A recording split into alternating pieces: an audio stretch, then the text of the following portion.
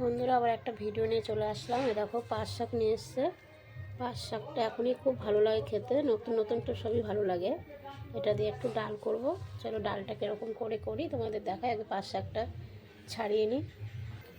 এক বাটি মুসুরির ডাল নিয়েছি, এটা ধুয়ে ভালো করে সিদ্ধ করে নিই, তারপরে তোমাদের আবার দেখাচ্ছি।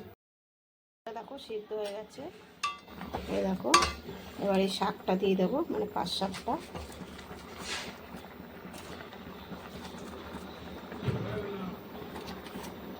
আর একটুখানি লবণ দিয়ে দিলাম,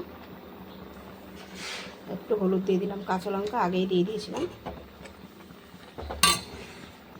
এই দেখো এটা হয়ে গেছে, পাতাটা সিদ্ধ হয়ে গেছে। এবার ডালটা সম্বাদ দিয়ে নেব। ঠিক আছে,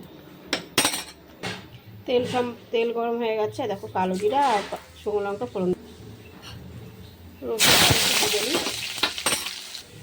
রসুনটা দেখো হালকা ভাজা হয়ে গেছে, ভাজা হয়ে গেছে। যে ডালটা